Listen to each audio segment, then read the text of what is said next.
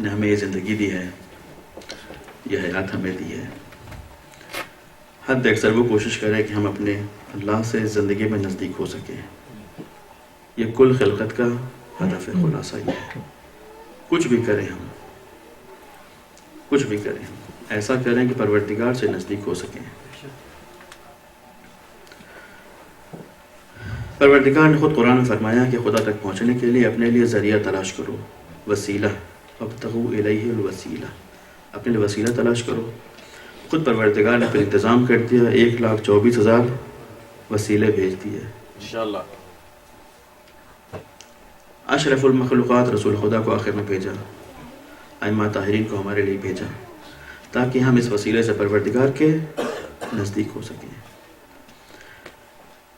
ہمیں پروردگار کوئی بدن نہیں ہے، جسم نہیں ہے، خیر ہمارا عقیدہ شیعوں کا ایسا کچھ بھی نہیں ہے، لیکن ہمیں پروردگار کے دل میں اپنی جگہ بنانی ہے۔ وہ جگہ تب بنے گی جب ہم رسول خدا کے دل میں اپنی جگہ بنائیں گے، وہ جگہ تب بنے گی جب ہم اہل بیت کے دل میں اپنی جگہ بنائیں گے، وہ جگہ تب بنے گی جب ہم امام زمانہ کے دل میں اپنی جگہ بنائیں گے۔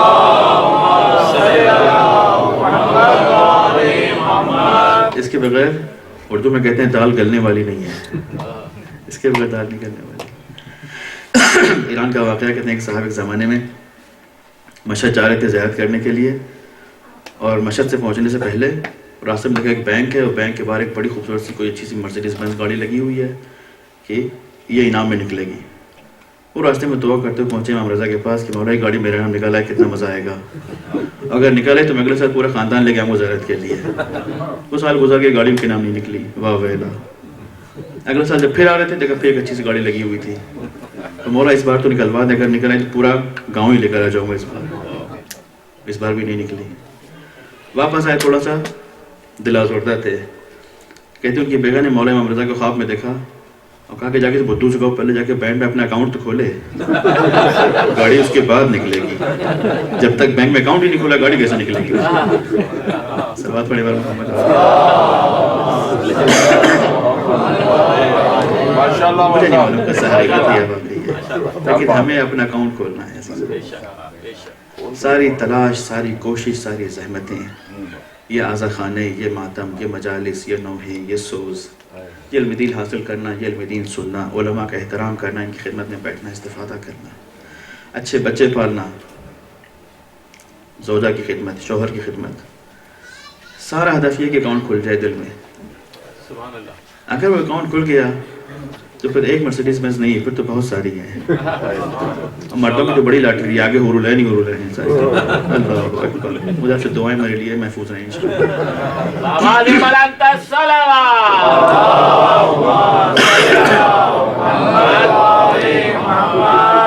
پروردگار عالم قرآن میں فرما رہا ہے، سورہ حدید کی آیت نمبر 20، اعلموا انما الحیات الدنیا لعب ولہو وزینۃ وتفاخر۔ اے لوگوں اچھی طرح سے جان جاؤ، یہ تمہاری جو دنیائی حیات ہے جو ہم جی رہے ہیں، یہ جو تمہاری دنیائی حیات ہے یہ کھیل اور کھلواڑ ہے۔ لعب ولہو، لعب کھیل، لعب جو بالکل کھیل سے بچہ بدتر ہے، کھلواڑ ہی ہے، بلکہ یہ کھیل اور کھلواڑ ہے تمہاری زندگی، خوب توجہ کریں۔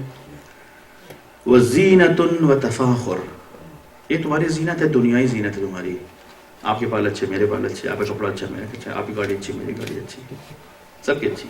وتفاخر، اور اس کی بنا پر تم لوگ آپس میں ایک دوسرے کے اوپر فخر کرتے ہو، آپ اگر وہاں، میرا گھر وہاں ہے، آپ کی گاڑی وہاں ہے، میری گاڑی وہاں ہے، آپ کا ایسا، میرا ایسا، تیرا ایسا، میرا ایسا، یہ سب زندگی کا کام ہے، سارا کھیل اور کھلواڑ ہے۔ بینکم، آپ کے درمیان یہ چیزیں صرف دنیائی زینت ہیں، دنیائی تفاخر ہیں، کھیل اور کھلواڑ ہیں۔ وتکاثر فی الاموال والاولاد، اور نہ فقط یہ، جتنا چاہو مال جمع کر لو دنیا کے لیے، سارا سب کچھ، جتنی چاہے اولاد پیدا کر لو۔ آج سے 1000 سال پہلے، 500 سال پہلے، جب اتنی سرمایہ، اتنی دولتیں نہیں ہوا کرتی تھیں، تو لوگوں کے لیے ان کے تفاخر کا جو باعث تھا، ان کے فخر کا جو باعث تھا، ان کی اولادیں تھیں۔ آپ کی کتنی بیوی؟ میرے پاس 3 بیوی ہیں۔ آؤ، میرے پاس تو 4 بیوی ہے۔ اچھا، آپ کے پاس کتنی؟ میرے پاس 8 بیویاں ہیں۔ ہم تو بیچارے سارے ان کے حساب سے اگر دیکھا جائے تو ایک بھی نہیں ہے ٹھیک سے، تو اور جو ایک ہے وہ بھی گھر کی رانی، ہم تو غلام ہی ہیں تقریباً، تو صحیح ختم ہو گیا تو سارا۔ آپ کی کتنی اولادیں ہیں؟ میری 12، آپ کی 18، کتنی؟ اس کے 20۔ انسان کا فخر یہی تھا، دنیا یہی تھی انسان کی. پروردگار کو پرانا بھی پتا تھا، آج کے بھی پتا تھا کہ آپ پہلے اولاد پہ فخر کرو گے، آج مال پہ فخر کرو گے. اب تو بیویاں نہیں لے سکتے نا زیادہ، تو اب مال آپ کا زیادہ میرا زیادہ. پروردگار کہہ رہا ہے سب دنیا کا معاملہ ہے سارا یہ. وَاعْلَمُوا أَنَّمَا الْحَيَاةُ الدُّنْيَا لَعِبٌ وَلَهْوٌ وَزِينَةٌ وَتَفَاخُرٌ بَيْنَكُمْ وَتَكَاثُرٌ فِي الْأَمْوَالِ وَالْأَوْلَادِ. کیا ہے اس کی مثال دنیا میں؟ پروردگار کی نگاہ میں ان چیزوں کی کیا حیثیت ہے؟ كَمَثَلِ غَيْثٍ أَعْجَبَ الْكُفَّارَ نَبَاتُهُ ثُمَّ يَهِيجُ. توجہ کریں، پروردگار کہہ رہا ہے اس کی مثال ایسی جیسے بارش آئے آسمان سے، دنیا ہری بھری ہو جائے، کفار کہ کتنی خوبصورت دنیا ہے. نگاہ صرف دنیا کی طرف ہے، کتنی خوبصورت دنیا ہے، کیا حسین دنیا ہے، کیا دنیا ہے ہماری، ایسے کہیں گے. كَمَثَلِ غَيْثٍ أَعْجَبَ الْكُفَّارَ نَبَاتُهُ ثُمَّ يَهِيجُ فَتَرَاهُ مُصْفَرًّا ثُمَّ يَكُونُ حُطَامًا. لیکن کچھ دن کے بعد یہ پتے سارے پیلے پڑ جائیں گے. ثُمَّ حُطَامًا، پھر یہ ساری چیزیں بھوسا بن جائیں گی، دنیا ختم. اور واضح مثال دوں، اپنی زندگی کے بارے میں کبھی پلٹ کے ایک بار دیکھیں کیسی گزری ہے. میں اپنے سے کہتا ہوں 43-44 سال گزر گئے، ایک خیال لگتا ہے. خوب توجہ کریں اس کے اوپر.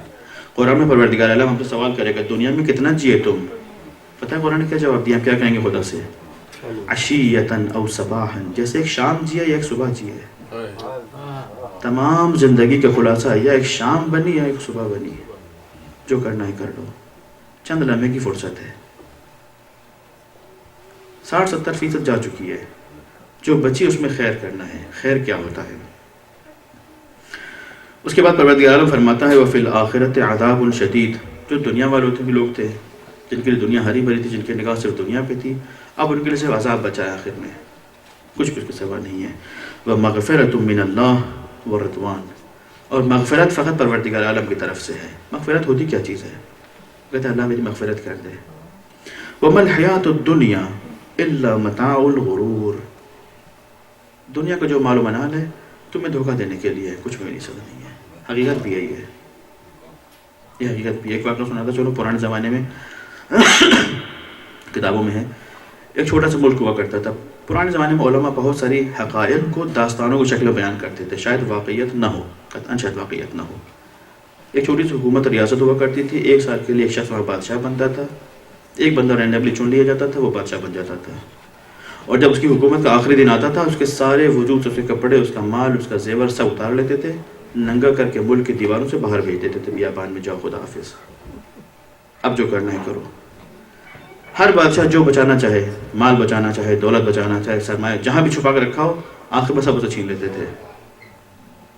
ایک جوڑا لباس ملک سے باہر، کچھ بھی ساتھ میں لے کے نہیں جا سکتے.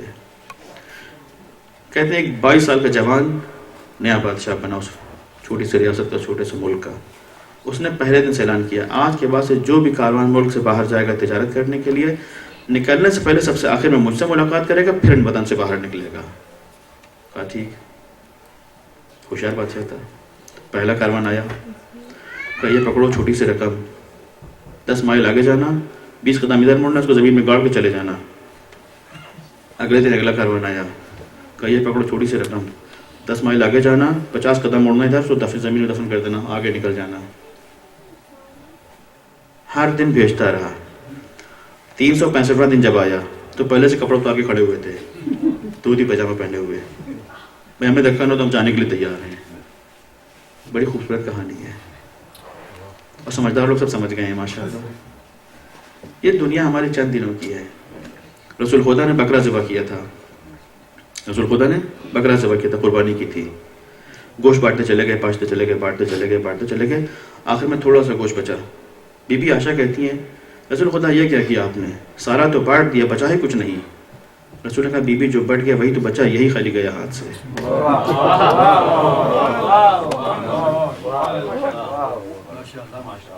جو گیا وہ بچ گیا، جو رہا وہ گیا ہاتھ سے. مومن وہ ہے، اہل بیت کے چاہنے والا وہ ہے. روایتوں میں یہ ہے کہ جس کی خاطر تمام قوم آسائشوں میں سوتی ہے. شہر کے مومن باقی آسائش سے سوتے ہیں. چلو شہر میں وہ مومن تو ہے، کوئی نہ ہوگا کم سے کم ان سے فون کر کے مدد لے سکتے ہیں. اصل مومن وہ ہے، یاد رکھنا روایتوں کے حساب سے. ایک صدوق کی روایت ہے ملعون ہے وہ انسان، توجہ کیجیے گا، ملعون ہے وہ انسان کہ لوگ گھبرا کے جسے سلام دیں گے، اگر ان کو سلام نہ دیں گے گلے پڑ جائیں گے بعد میں. اللہ اکبر. ملعون ہے وہ انسان کہ لوگ وحشت کی خاطر، اپنی عزت آبرو بچانے کی خاطر اس کو سلام دیں. اور مومن کون ہے؟ کہ جس کی خاطر تمام مومن شہر کے آسودہ خیال سوئیں. چلو ایک تو کوئی شہر میں ایسا ہے کہ جب ہم کہیں گے تو آ جائے گا. مومن وہ ہے امام سجاد، امام حسین، امام حسن، نہ فقط یہ اولیاء، تمام ائمہ ہمارے.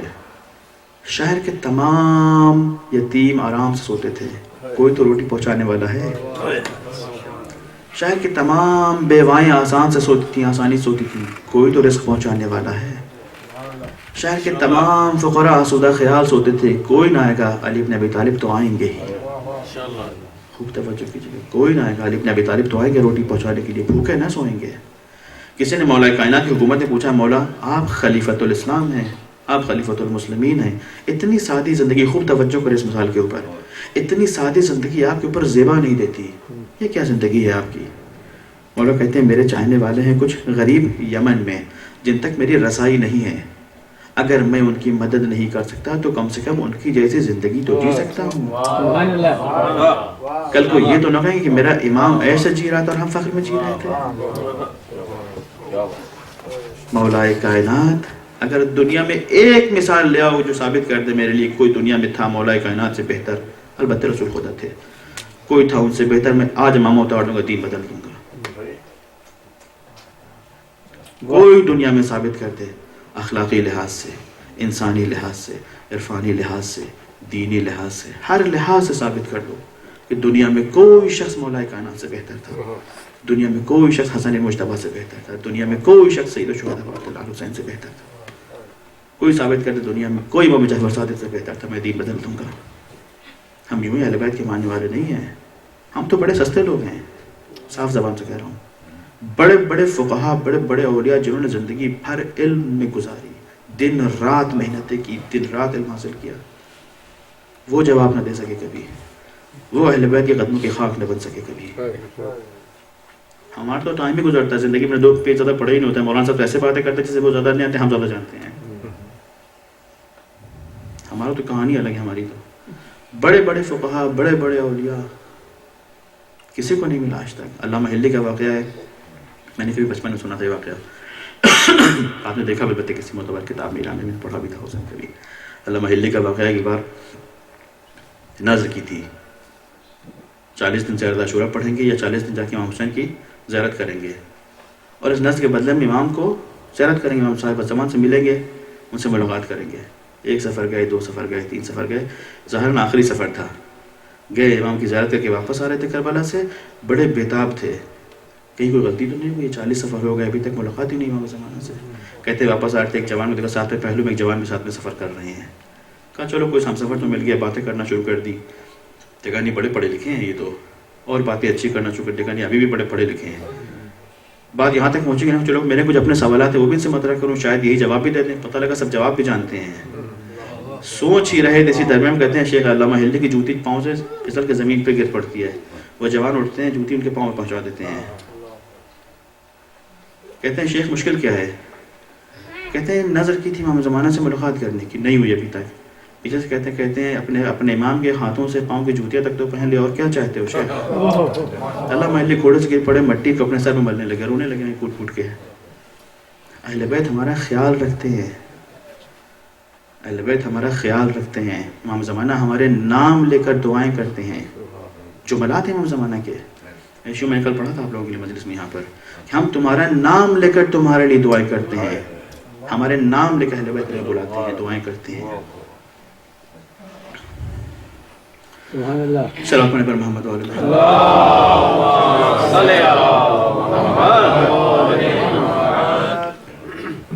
وفی الآخرۃ عذاب شدید ومغفرہ من اللہ ورضوان. مغفرت کیا چیز ہے؟ اگر ہمیں مغفرت چاہیے پروردگار سے، کیا ملاک ہیں، کیا کرائٹیریا ہیں مغفرت کے؟ آیت نمبر 21، سابقوا الی المغفرہ، دوڑو مغفرت کی طرف، بھاگو مغفرت کی طرف. سارعو یعنی نہ چلو، نہ سوچو، دوڑ پڑو مغفرت کی طرف. سب وقت بہت کم ہے. سارعوا الى مغفرہ من ربکم وجنت عرضها كعرض السماء. دوڑو مغفرت کی طرف، بھاگو مغفرت کی طرف جو تمہیں تمہارے پروردگار سے ملنے والی ہے. کیوں؟ بہت بڑی جنت ہے پروردگار کی. عرضها كعرض السماء، آسمان سے بڑی جنت ہے تمہارے لیے. چھوٹے سے ورجینیا میں رہ رہے ہو نا، آسمان سے بڑی جنت ہے تمہارے لیے. والارض اعدت للذین آمنوا باللہ ورسولہ، لیکن ان کے لیے جو خدا اور اہل بیت کے راہ میں، جو خدا اور اہل بیت کے راستے میں ہیں. ذالک فضل اللہ یؤتی، یہ عنایت خدا کی طرف سے ملے گی تمہیں. ہم چاہیں گے تو تمہیں عنایت دیں گے. یعنی جو بھی کرو ہماری توجہ کے ساتھ میں کرو. یاد رکھیے گا قرآن میں بہت ساری جگہ آپ کو یہ چیز ملے گی. لوگ پوچھتے ہیں کہ یہ کیا چیز ہے. خدا کہتا ہے میں گمراہ کرتا ہوں، میں شفا دیتا ہوں، میں یہ کرتا ہوں، میں گمراہ کرتا ہوں، میں آپ کو راستہ دکھاتا ہوں. کیا مطلب اس کا؟ یعنی وہ کام جو تمہاری نیت میں ہوگا قربتاً الی اللہ کرو گے، خدا کی خاطر. ہم تمہارے ساتھ ہر جگہ پر ہیں، میری خاطر نہیں کر رہے، اپنے لیے کر رہے. جو کرو اپنے لیے کرو، مجھ سے مطلب نہیں ہے. لیکن جہاں پہ نیت تمہاری الہی ہے، ہم تمہارے ساتھ ہوں گے، ہم تمہاری مدد کریں گے. تمہارے لیے جنت ہم نے بنائی ہے، زمین سے بہت بڑی، آسمانوں تک ہے، بے انتہا تمہارے لیے جنت بنی ہوئی. جو چاہو کرو وہاں پر. تمہیں اپنے لیے مغفرت چاہیے. مغفرت کیا چیز ہے؟ اگر میں روایتیں پڑھ سنا وقت آپ کا بہت لمبا چلا جائے گا. خلاصہ کر کے بیان کرتا ہوں. صلوات پڑھنے پر محمد.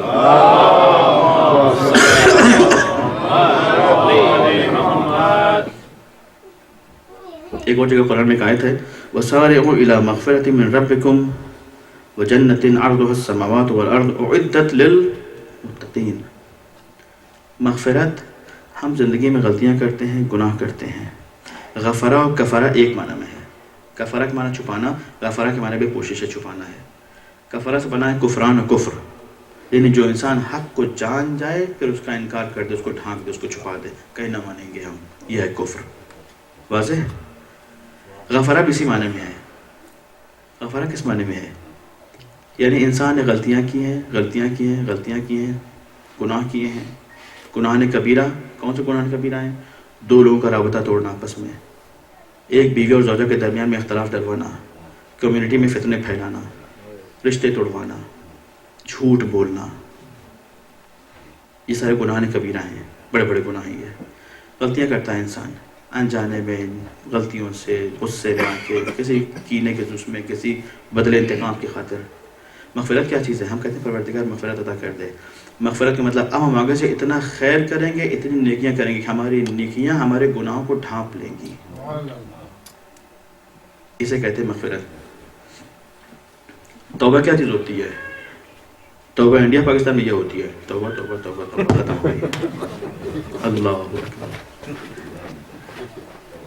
لیکن توبہ کا مطلب یہ نہیں ہے. توبہ کا مطلب ہے کہ پروردگار اب واپس نہ جائیں گے گناہ کی طرف. یہ آخری بار تھا. فارسی میں ایک شعر گر 100 بار توبہ شکستی باز آئی، پروردگار عرفہ کا شاعر ہی ہے. اگر تم نے 100 بار بھی توبہ توڑی کوئی بات نہیں، تب بھی آ جاؤ، دروازے کھلیں گے اس طرف. کبھی دروازے بند نہیں کرتے.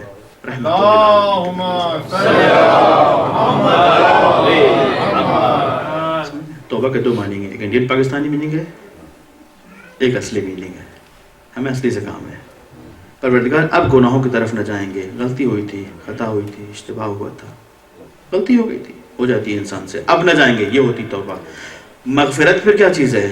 پروردگار مغفرت عطا کر دے، اتنی نیکیاں کرنے کی توفیق عطا کر دے کہ ہم اپنے گناہوں کو چھپا سکیں. اس لیے اسلام میں کہا گیا کل اعمال بالنیات، تمام عمل ہمارے نیت کے اوپر ہیں. جو نیت ہم نے ابھی کی تھی، اور اگر یہ نیت اتنی پختہ تھی کہ اب ہمیں کبھی زندگی میں واپس جانے کا ارادہ نہ تھا اور کل ہم مر گئے، صبح پہنچے قیامت کے دن، پروردگار نے یہ تمہاری نیکیاں ہیں. آپ کہیں گے پروردگار سے، پروردگار یہ نیکیاں تو میری نہیں، میں نے تو گناہ ہی گناہ کیے تھے.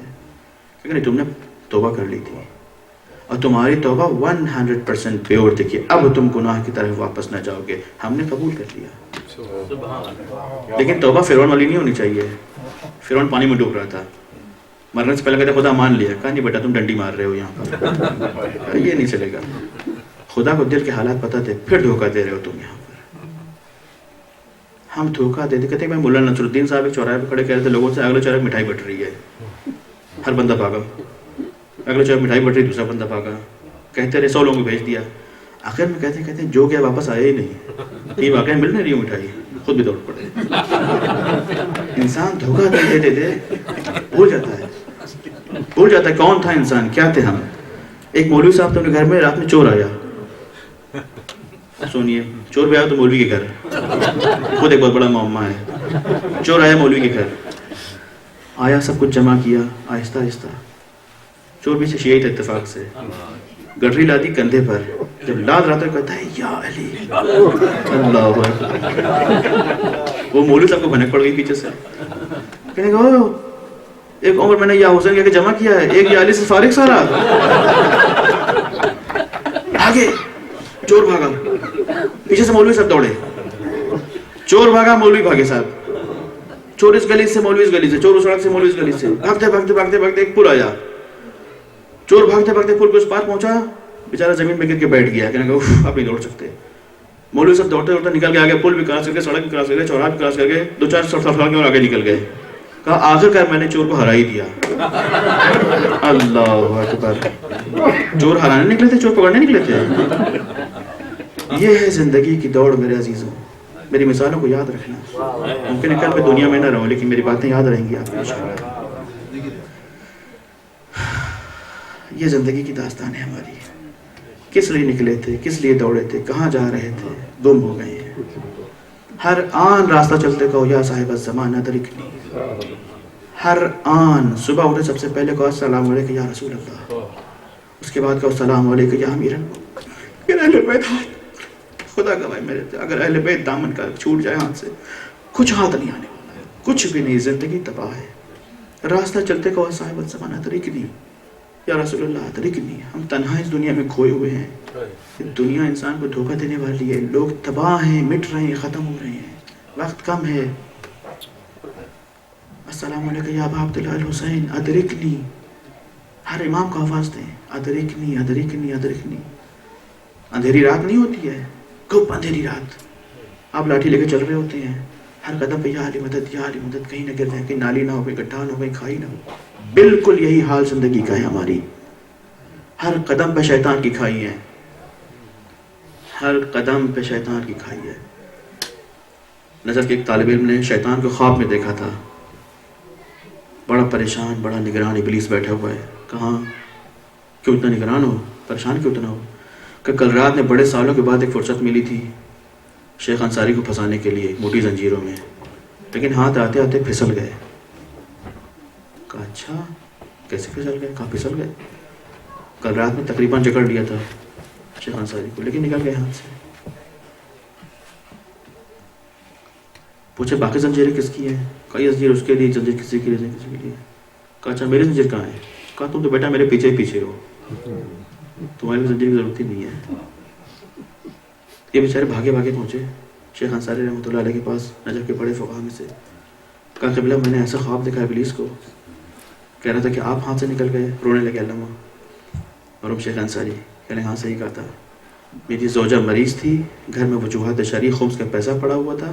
میرے دل میں خیال آیا خمس کا پیسہ نکال کے استعمال کر لو، بعد میں بھرپائی کر دوں گا. پیسے کے پاس تک گیا، واپس چلا گیا کہ نہ چھوؤں گا، ہاتھ نہ لگاؤں گا، یہ پیسہ صاحب زمان کا پیسہ ہے. اتنے خیال سے چلنا پڑتا ہے، اتنے احتیاط سے چلنا پڑتا ہے. وہ موٹی زنجیر ان کی تھی، پھسل گئے تھے رات کو. کہا میرا کیا حال ہے؟ کہا تم تو میرے ساتھ ہی لگے ہوئے ہو، فکر ہی نہ کرو.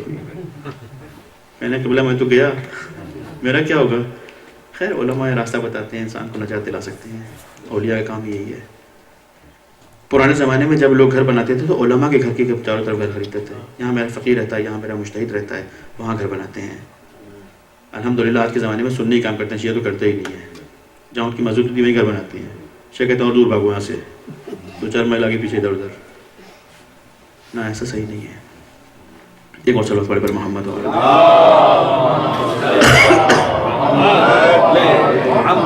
یہ بات ہوگی مغفرت کی. ہم امام کے ماننے والے ہیں، ہم اہل بیت کے ماننے والے ہیں. باتیں تو بہت ساری کہنے کی، وقت بہت کم ہے. ایک روایت آپ کی خدمت پیش کروں گا اور زحمت کو ختم. انشاءاللہ اس سرمایہ بنے گا ہمارے بھی قبر کا، آپ کی بھی قبر کا انشاءاللہ. بڑی خوبصورت روایت ہے.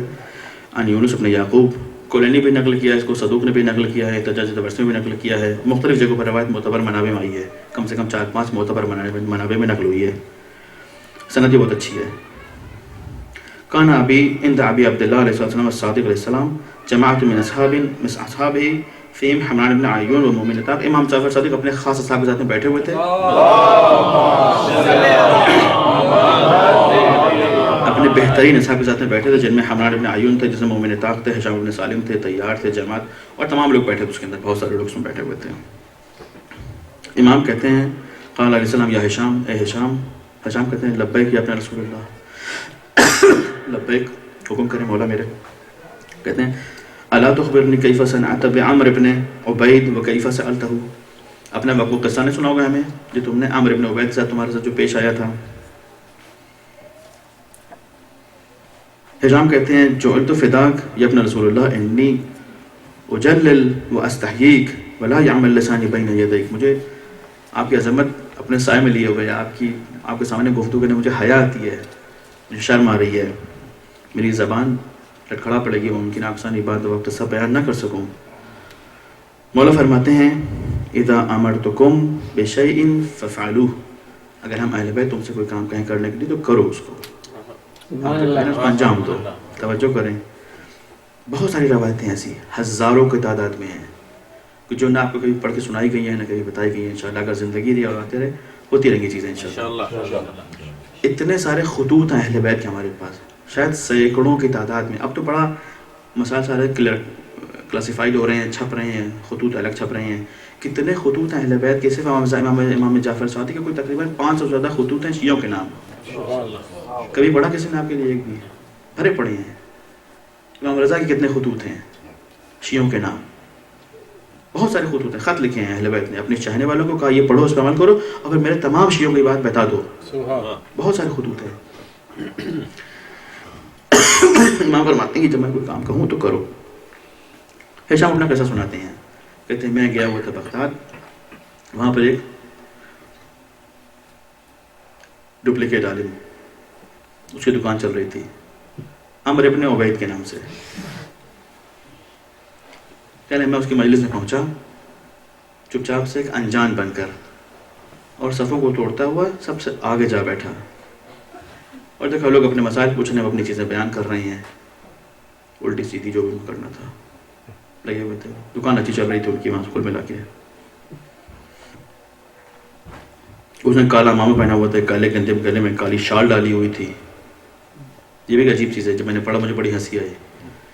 ڈپلیکیٹ لوگوں کے لیے شال پرانے زمانے سے چلی آ رہی ہے, یہ بھی ایک عجیب چیز تھی میرے لیے.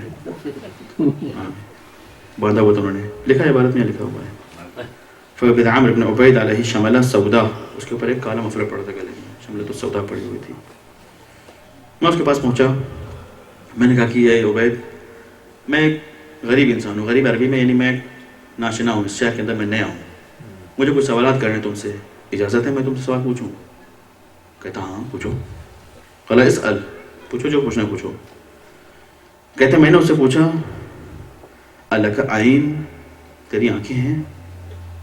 کہتا یا بنی ایو شیء ھذا من السؤال اذن کیف تسأل عنہ, یہ کون سا تمہارا پاگل کرنے والا سوال ہے, میری آنکھ ایک نہیں ہے, آنکھ تو ہی میرے پاس اتنی بڑی سی دیکھ رہے ہو سامنے. کہا تھی مسئلہ تھی, کہا میرا سوال یہی ہے کہ تمہیں جواب دینا, جواب دو گے نہ ہو تو میں جواب نہ پوچھوں گا, لیکن میں سوال پوچھنا چاہتا ہوں.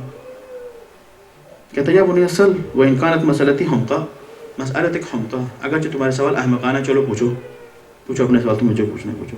عجبني فيها, وہ کہتے تو مجھے جواب دو. قال لي سل, پوچھو. لکھا عین, کہا یہاں چشم آنکھیں ہیں. پھر اس کے بعد وہ پوچھتے ہیں کہ تمہارے ہاتھ ہیں, کہاں ہاتھ ہیں, کیا کیا کرتے ہو ہاتھ سے, کہا اٹھاتا ہوں, چیزوں کو دیکھتا ہوں, چھوٹا ہوں. کہا پیر تمہارے, کہاں پیر ہے, چلتا ہوں, آتا ہوں, جاتا ہوں, یہ کرتا ہوں, وہ کرتا ہوں. کہا تمہیں ناک ہے, کہاں ناک ہے, سونگھتا ہوں, اچھے برے کی تمیز کرتا ہوں, اس سے کیا صحیح ہے, کیا سنگنا, کیا خوشبو ہے, کیا بدبو ہے. مختلف چیزوں سے پوچھتے ہیں, یہ پوچھا وہ پوچھا, تمہارے پیر ہیں, پیٹ ہے, آنکھ ہے, ناک ہے, ساری چیزوں کے بارے میں. آخر میں کہتے ہیں آخری سوال ہشام کا, ہشام تھے یہ, ہشام بن سالم, امام کے بڑے خاص اصحاب میں سے. کہتے ہیں الک قلب, کیا تیرے پاس قلب بھی ہے, دل ہے تیرے پاس؟ قال نعم. قلت فما تصنع به, اپنے دل سے تم کیا کرتے ہو؟ توجہ کی جگہ, توجہ کی جگہ. امیز به كل ما ورد على هذه الجوارح, کہتے ہیں جو کام اپنے جوارح, اپنے اعضاء بدن سے کرنا چاہتا ہوں, اس کو یہاں سے سمجھ کے کرتا ہوں, یہاں سے سمجھتا ہوں, پھر اپنے ہاتھ پاؤں سے سارے کام کرتا ہوں. قلت افلیس فی هذه الجوارح غنی عن القلب, کیا تمہارے یہ ہاتھ پاؤں ان کو ضرورت ہے تمہارے قلب کی؟ ہاں تو چل ہی رہا ہے، پاؤں تو چل ہی رہا ہے، آنکھ تو دیکھ ہی رہی ہے، ناک تو چل ہی رہا ہے، اس کی کیا ضرورت ہے تمہیں؟ پھر اس کی تمہیں کیا ضرورت ہے؟ ہاں پاؤں سب تو صحیح چل رہا ہے، چلو عیش کرو، اس کی تمہیں کیا ضرورت ہے؟ قال اللہ وکیف ذاک وہی صحیحۃ سلیمہ، یہ کیسے ہو سکتا ہے؟ تمہارا دل صحیح و سالم و کام نہ کرے، یہ کیسے ہو سکتا ہے؟ قال یا بنی ان الجوار اذا شکت فی شیء شمته او رأته او ذاقته ردته الى القلب، اگر کسی ہاتھ کو، پاؤں کو، آنکھ کو سونگھنے میں، چھونے میں، سمجھنے میں کہیں غلطی ہو جائے تو تمام چیزیں رد کی جاتی ہیں، بھیجی جاتی ہیں قلب کی طرف، دل کی طرف بھیجی جاتی ہیں۔ فتیقن بہا الیقین، اور پھر قلب سے یقین حاصل ہوتا ہے کہ اب کرنا کیا ہے، اگلے اسٹیپ میں ہے وہ اب ترا شک، اور شک یہاں سے باطل ہوتا ہے۔ اگر ہاتھ کو شک ہو جائے، پاؤں کو شک ہو جائے، آنکھوں کو شبہ ہو رہا ہے کہ یہ بات صحیح ہے صحیح نہیں ہے، قلب فیصلہ کرتا ہے، دل بتاتا ہے کیا ہونا ہے کیا نہیں ہونا ہے۔ فقلت فانما اقام اللہ عز وجل القلب لشک الجوارح، پروردگار نے دل بنایا ہے تاکہ جوارح، تمہارے جو بدن کے عضو ہیں، ان کے شک برطرف ہو جائیں۔ کہا یا، اس نے کہا قال نعم، کہا ہاں، کہتے میں نے کہا لابد من القلب والا لم یستحکم الجوارح، یعنی اگر تمہارے پاس دل نہ ہو تو تمہارے سارے جوارح بیکار ہیں، کسی کام کے ہو ہی نہیں سکتے۔ قال نعم، کہتا ہاں۔ پھر کہتے ہیں ہشام یا ابا مروان، اے مروان کے باپ، اس کا کیا نام مروان تھا، یا ابا مروان ان اللہ تبارک وتعالی لم یترک جوارحکم حتی جعل لها امام، پروردگار نے تمہارے بدن کو بغیر امام کے نہیں چھوڑا ہے، امام قلب ہے اس کا، یصح لها الصحیح، جو اس کی تصحیح کرتا ہے تمہارے اعمال کی، تمہارے رفتار کی، تمہارے دیکھنے بولنے کے لیے، وینفی ما شکت فیہ، اور کسی چیز کا شک ہو جاتی ہے قلب کے ذریعے تمہارے شک کو دور کیا جاتا ہے۔ وَيَتْرُكْ هَٰذَهِ الْخَلْقُ كُلُّهُ فِي حِيرَتِهِمْ وَشَكِّهِمْ وَاخْتِلَافِهِمْ، پروردگار نے تمام لوگوں کو یوں ہی چھوڑ دیا ہے، کیا ایسے ہی چھوڑ دیا ہے بغیر امام بنائے ہوئے؟ کیا یہ چیز ممکن ہے؟ لا يقيم لهم اماما يردون الیہ شکهم وحیرتهم، کیا پروردگار ان کے لیے امام نہیں بنایا تھا کہ ان کے شک کو، ان کی مشکلوں کو دور کر سکے؟ وَيُقِيمُ لَكَ إِمَامًا لِجَوَارِحِكَ ترد الیہ حیرتک وشکلک، جبکہ پروردگار نے تمہارے جوارح کے لیے، تمہارے بدن کے لیے امام بنا کے پیدا کیا ہے۔ فسکت ولم یکن لشیء، کہتے ہیں عبید ایک دم سناٹے میں آ گیا، چپ، اتنا محکم استدلال تھا کہ عبید چپ ہو گیا ایک دم سے۔ ثم قال ثم التفت الیہ وقال لی، کہتے ایک دم سے پھر میرے متوجہ وہ مجھے کہتا ہے تم ہشام تو نہیں ہو؟ ہشام کہتے ہیں لا، میں ہشام نہیں ہوں۔ اگلا سوال کرتا ہے فقال علی اجالست ہو، پھر تم ہشام سے اٹھتے بیٹھتے ہو، اس کا مطلب یہ کہتے ہیں کہ نعم، صلوات پر محمد والے محمد۔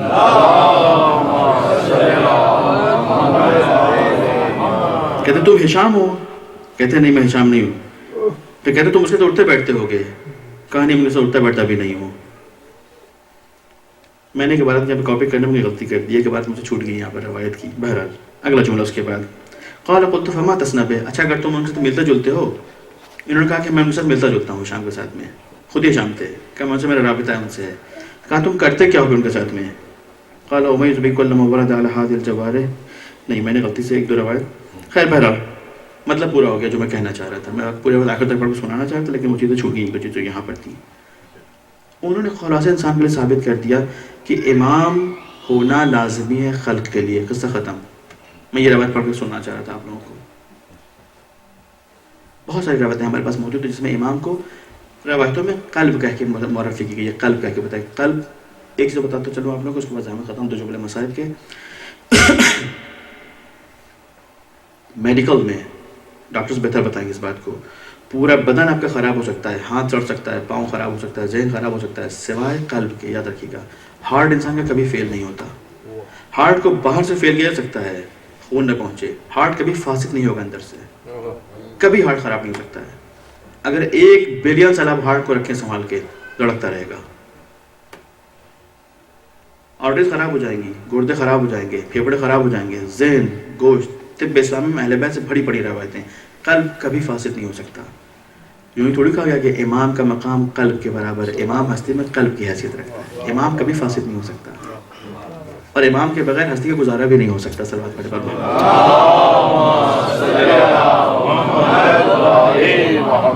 قصہ ختم آج کا۔ اور بہت ساری چیزیں تھیں، لیکن انشاءاللہ بعد میں کبھی پھر آپ سے گفتگو کریں گے تفصیل سے. آج کی بات میری پوری ہو گئی. پروردگار نے ہمیں اس دنیا میں پیدا کیا ہے کہ ہم اس دنیا کو اس طرح سے ڈیل کریں کہ ہم یہاں پر ایک مسافر ہیں، چند سال کے لیے آئے ہیں، چند گھنٹوں کے لیے آئے ہیں، چند مہینوں کے لیے آئے ہیں، اور آخرکار انسان کو دنیا چھوڑ کے چلا جانا ہے. کاروان سید الشہداء ابا عبداللہ الحسین جب کربلا کی طرف جا رہا تھا، ایک منزل پر راستے میں ابا عبداللہ نے ذرا سا آرام کیا ہے اور ایک دم سے کلمہ تحلیل لا الہ الا اللہ کہتے ہوئے اٹھ بیٹھے، یا ترجیح اشہد ان لا الہ الا اللہ و انا الیہ راجعون کہتے ہوئے اٹھ بیٹھے، خواب سے اٹھ بیٹھے. ایک خواب دیکھا تھا سید الشہداء نے راستے میں. اٹھ کے بیٹھے علی اکبر کہتے ہیں بابا سب خیر تو ہے؟ کہتے ہیں میرے لال میں نے خواب دیکھا، اور خواب میں نے دیکھا کہ ایک حاطف کاروان کے پیچھے پیچھے چل رہا ہے، صدا دیتا جا رہا ہے، یہ کاروان جا تو رہا ہے، یہ کاروان واپس اب نہیں آئے گا، گویا موت ہمارے ساتھ چل رہی ہے. علی اکبر نے کیا کہا بابا سے؟ کہا بابا ہم حق پر ہیں یا نہیں ہیں؟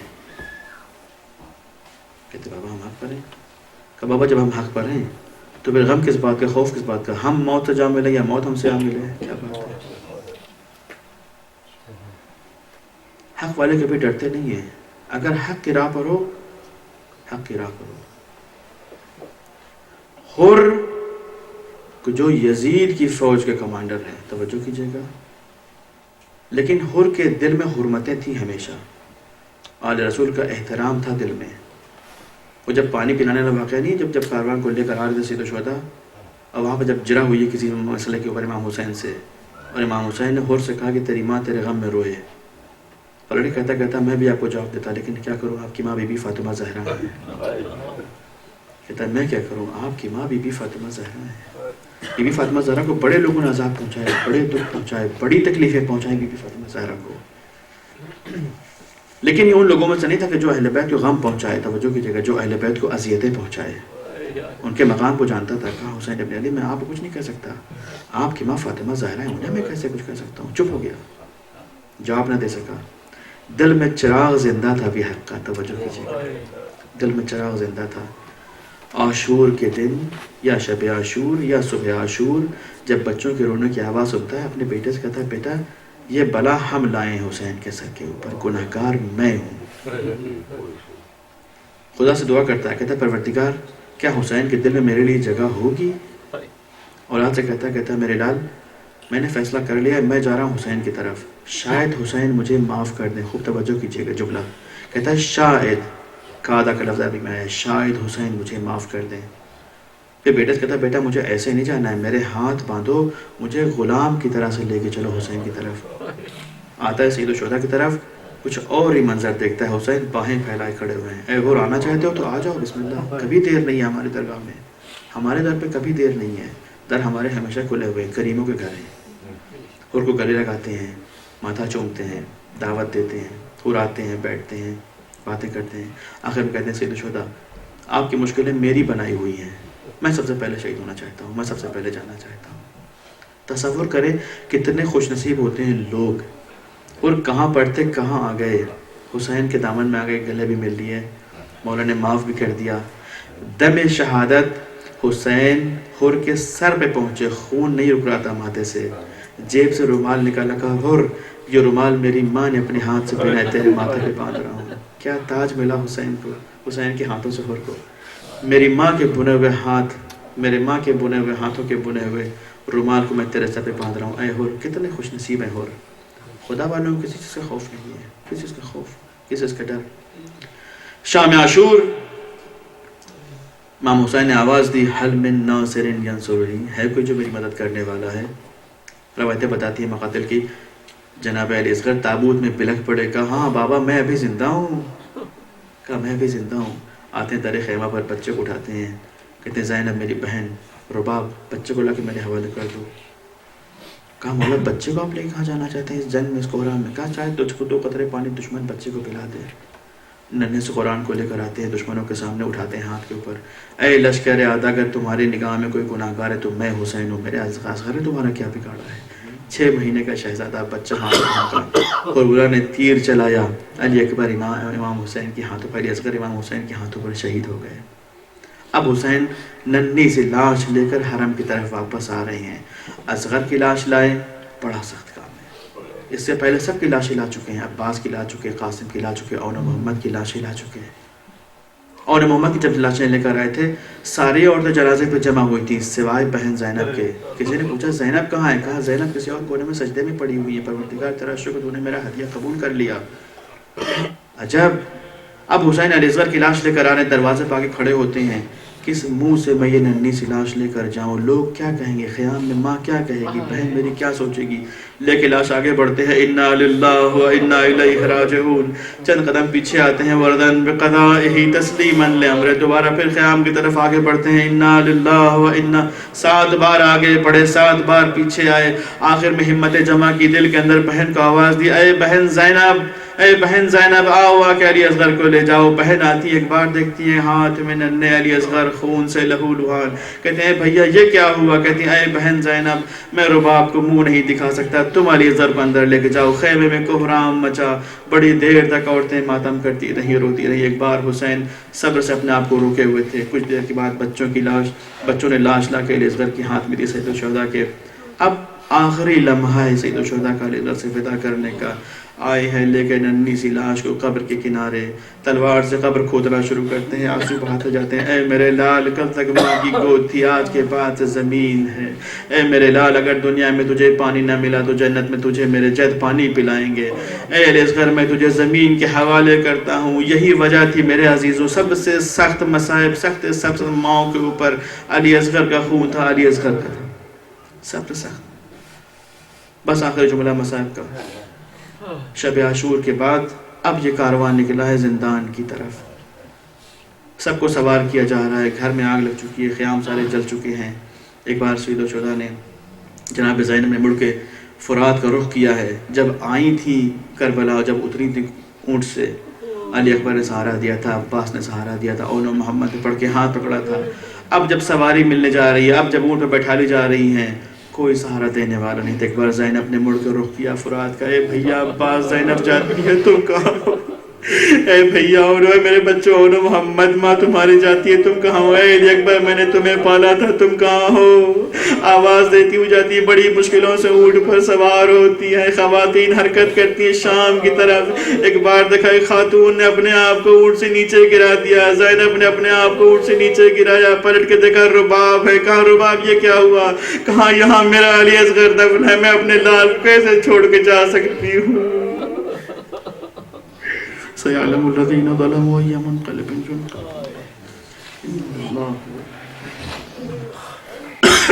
پروردگار جو واسطہ محمد و آل محمد کا ہماری اس مختصر سے ذات کو قبول فرما. بارگاہ جو واسطہ محمد و آل محمد کا جو حاجت مند ہیں ان کی حاجات کو برطرف فرما. بارگاہ جو واسطہ محمد و آل محمد جو صاحب اولاد نہیں انہیں اولاد عطا فرما. بارگاہ تجھے واسطہ ہے محمد و آل محمد کو جو گرفتار ہیں ان کی گرفتاریوں کو برطرف فرما.